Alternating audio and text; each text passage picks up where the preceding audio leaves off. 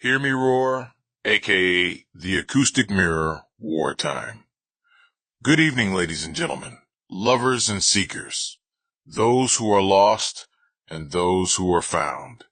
Tonight, I will be reading from the compilation titled Outlaw Creative, The Geometry of Life. Tonight's reading will be from the chapter titled Hear Me Roar, aka the Acoustic Mirror, Wartime. Good evening, ladies and gentlemen, lovers and seekers, those who are lost and those who are found. Tonight, I will be reading from the compilation titled Outlaw Creative, The Geometry of Life. We will be hearing from the chapter titled Hear Me Roar, aka the Acoustic Mirror, Wartime. That being said, let's get started, shall we? Hear Me Roar, aka the Acoustic Mirror, Wartime. Before radar matured, before satellites stitched the sky into grids, nations built listening devices. Massive concrete ears pointed toward the horizon. Acoustic mirrors. They were not symbolic. They were practical. Curved walls of stone and steel designed to catch the low rumble of approaching engines long before the eye could see them. The roar of bombers carried across water. The air itself became messenger. In war, sound arrives before impact. The acoustic mirror did not care about politics. It did not care about rhetoric. It cared about pressure waves. It captured what was coming. And in that sense, it was merciless. Hear me roar.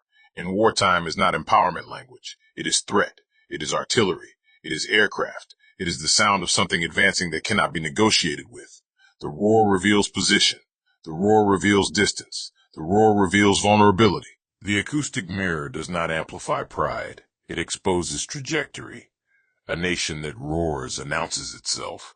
It declares dominance, resolve, retaliation. It broadcasts strength. But the mirror listens differently. It calculates frequency. It measures velocity. It traces direction. Roar becomes data. In peace, roar can be identity. In war, roar is signal. There is something brutal in that. The same sound meant to intimidate also reveals location. Every declaration is an emission. Every emission is trackable. The acoustic mirror makes no moral distinction between a triumphant cry and an approaching invasion. It registers both as vibration in air. The wartime mirror teaches a hard principle. Noise has consequence. To roar is to be heard. To be heard is to be located. And to be located is to be vulnerable. In battle, silence is strategy. Volume is exposure. The metaphor sharpens here. When individuals roar in conflict, social, political, personal, they imagine dominance. They imagine expansion. But the acoustic mirror listens for coherence. It listens for strain. It listens for the tremor beneath volume. In war, brittle engines fail under sustained pressure. Weak construction rattles at certain frequencies.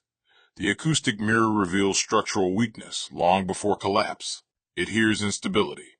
The roar may project power outward, but the return carries information inward. In war rooms, commanders once leaned into those giant listening dishes, not to be impressed by sound, but to interpret it. What is approaching? How fast? In what formation? Sound precedes arrival. In conflict, rhetoric functions the same way. Speeches are engines. Threats are engines. Boasts are engines. They travel across air and strike listening surfaces, and something returns. The return may not be applause. It may be escalation. It may be resistance. It may be targeting. The acoustic mirror in wartime is not philosophical. It is predictive.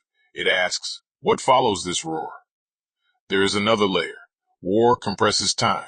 Sound reduces reaction windows. The gap between hearing and impact is narrow. The acoustic mirror stretches awareness forward by seconds, sometimes minutes. It bends time just enough to prepare. The roar announces inevitability. But the mirror offers a chance. In that way, it is benevolent. It does not stop the aircraft. It does not disarm the artillery. But it refuses surprise. And surprise is often the deadliest element of conflict. Hear me roar in wartime is rarely a request. It is a warning. The acoustic mirror hears beneath bravado. It hears the machinery. It hears the imbalance. It hears whether the roar is sustained or strained. There is no romance in it. There is calculation. Modern war has moved beyond concrete listening walls, but the principle remains. Signals intelligence, electronic interception, acoustic signature analysis. Every engine leaves a pattern. Every transmission carries fingerprint. Roar is never anonymous. The acoustic mirror exposes this truth. Sound betrays structure. A confident engine hums differently than a desperate one pushed beyond limit. A unified force sounds different than a fragmented one. Rhythm reveals coordination. Discord reveals fracture. In conflict, listening is more powerful than shouting. The roar draws attention. The mirror gathers information. That is the asymmetry. Those who roar seek dominance. Those who listen seek advantage. In personal war, the quiet battles between ego and restraint, pride and humility, the same principle applies. Loud declaration feels like control, but the acoustic mirror of consequence listens differently. Words spoken in anger reveal fault lines. Threats reveal insecurity. Volume reveals lack of precision. The mirror does not judge, it predicts. It hears collapse before collapse arrives. Wartime acoustics teach a severe lesson. The louder the emission, the clearer the signature. Stealth requires restraint. Strength does not require volume, and the roar, once released, cannot be recalled. It travels, it strikes surfaces, it returns altered. The acoustic mirror in war does not flatter. It does not celebrate courage. It measures vulnerability. To roar is to exist. To be heard is to be mapped. To be mapped is to be known. And to be known in war is to be targetable. That is the merciless truth. The wartime acoustic mirror does not silence the roar. It simply ensures that nothing shouted into the air disappears without consequence. Sound moves. Sound reveals. Sound returns. And what returns may not be affirmation. It may be the outline of one's own exposure.